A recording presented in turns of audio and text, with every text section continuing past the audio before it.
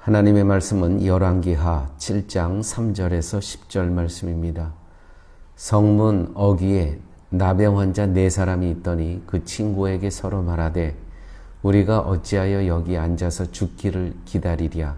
만일 우리가 성읍으로 가자고 말한다면 성읍에는 굶주림이 있으니 우리가 거기서 죽을 것이요 만일 우리가 여기서 머무르면 역시 우리가 죽을 것이라.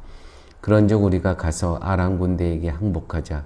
그들이 우리를 살려두면 살 것이요 우리를 죽이면 죽을 것이라 하고 아람 진으로 가려 하여 해질 무렵에 일어나 아람 진영 끝에 이르러 본즉 그곳에 한 사람도 없으니 이는 주께서 아람 군대로 병거 소리와 말 소리와 큰 군대의 소리를 듣게 하셨으므로 아람 사람이 서로 말하기를 이스라엘 왕이 우리를 치려하여 헷사람의 왕들과 애굽 왕들에게 값을 주고 그들을 우리에게 오게 하였다 하고 해질 무렵에 일어나서 도망하되 그 장막과 말과 나귀를 버리고 진영을 그대로 두고 목숨을 위하여 도망하였습니다.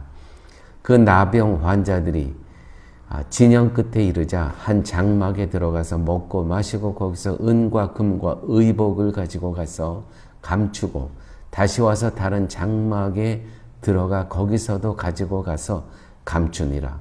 나병 환자들이 그 친구에게 서로 말하되 우리가 이렇게 해서는 아니 되겠도다.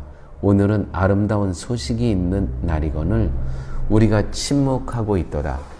만일 밝은 아침까지 기다리면 벌이 우리에게 미칠지니 이제 떠나 왕궁에 가서 알리자 하고 가서 성읍 문지기를 불러 그들에게 말하여 이르되 우리가 아람진에 이르러서 보니 거기에 한 사람도 없고 사람의 소리도 없고 오직 말과 나귀만 매어 있고 장막들이 그대로 있더이다.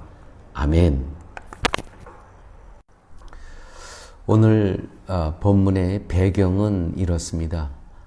아람 군대가 사마리아 성을 포위하여 극심한 기근이 닥친 상황입니다. 이것이 열왕기하 6장 24절 이하의 말씀이죠. 얼마나 이 기근이 심했는지 자녀들을 삶아 먹는다는 그러한 이야기도 있었습니다. 바로 이러한 상황에서 나병 환자 4사람이 성문 밖에서 굶어 죽느니 아람 진으로 가서 살려주면 살고 죽으면 죽자는 심정으로 이동을 하게 됩니다. 그래서 아람 진에 가보니 여호와께서 아람 군대에 두려움을 주셔서 모든 도망친 그러한 상황이었습니다. 그 진이 텅 비어 있었다는 것이죠. 하나님께서 그들의 귀에 군대 소리, 군병 소리, 말 달리는 소리를 듣게 해서 그들이 이스라엘이 외국에 있는 이 군대들과 연합해서 우리를 치게 하시는구나. 그래서 무서워서 다 도망간 상태였다는 것입니다. 또 들어가 보니까 남겨진 음식과 은과 금, 재물을 보고 처음에는 자기들만 그것을 취하기에 급급했습니다.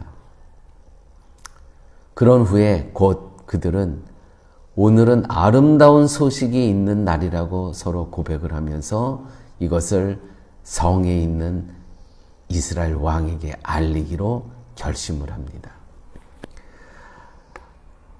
사마리아 성 안에 소식을 들은 왕은 처음에 함정으로 의심했으나 정탐꾼을 보내서 확인을 합니다.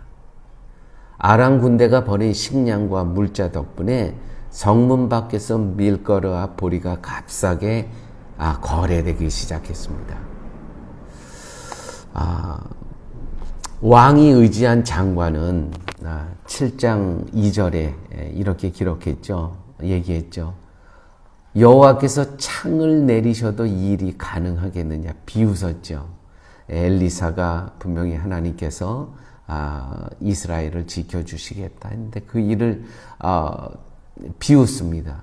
결국 이 왕의 장관은 결국 성문 밖에서 짓밟혀 죽게 되죠.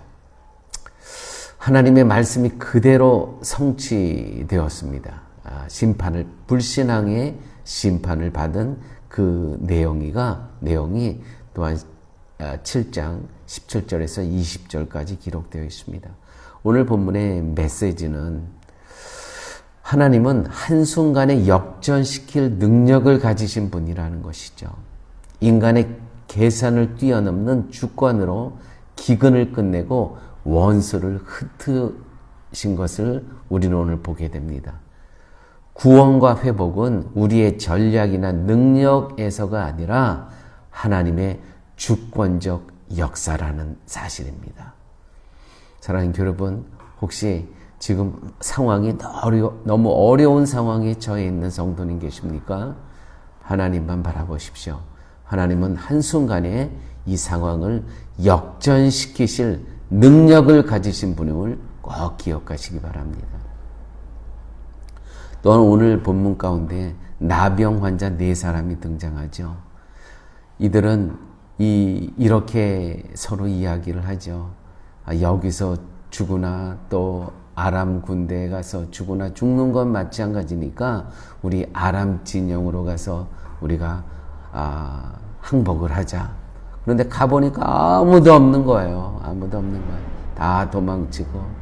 그래서 금과 음을 막 자기네들이 챙기다가 깨닫습니다. 하나님께서 깨닫게 해주신 것이죠.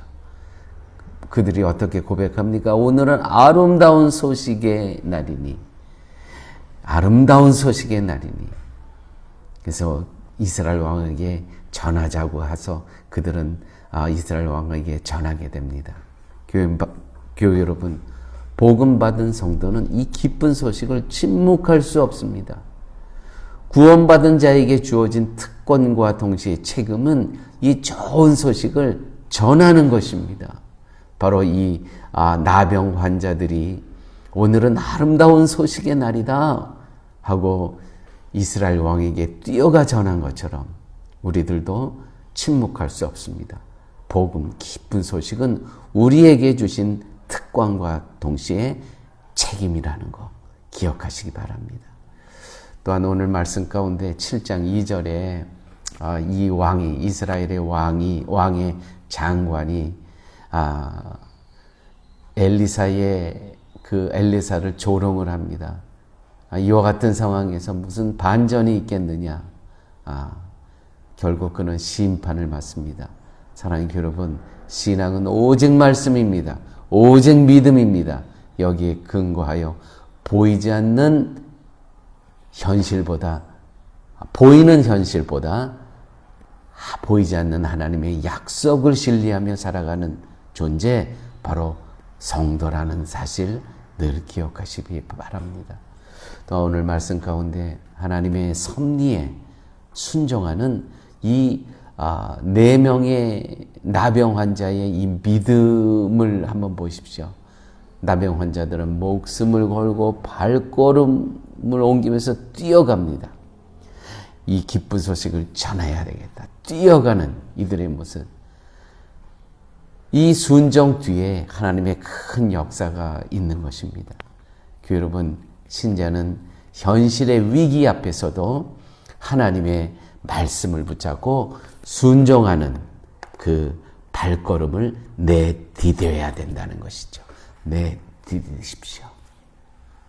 오늘 말씀 가운데 나병 환자들이 전한 좋은 소식, 그것을 전하는 것처럼 여러분, 오늘 내가 전해야 될 기쁜 소식은 무엇입니까? 성도로서 당연히 이 예수 그리스도는 바로 생명이시고 예수 그리스도만이 우리의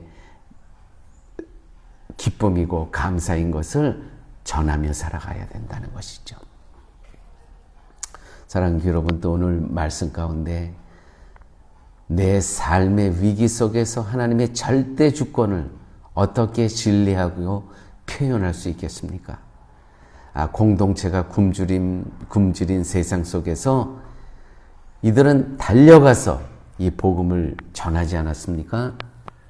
아무쪼록 오늘 우리의 삶 가운데서도 주위에 아직도 그리스도를 복음을 모르는 자들에게 이 4명의 나병 환자처럼 뛰어가 이 기쁜 소식을 전하며 살아갈 수 있는 오늘 하루의 복된 삶이 되시기를 예수님의 이름으로 축원드립니다.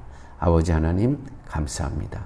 말씀을 주셨사오니 이 복음의 기쁜 소식, 그리스도께서 십자가의 은혜로 우리의 모든 죄를 대속하시고 우리에게 영원한 생명을 주신 이 기쁜 소식을 전하며 살아갈 수 있는 복된 하루 되게 하여 주시옵소서. 모든 말씀 예수님 이름으로 기도드렸습니다. 아멘.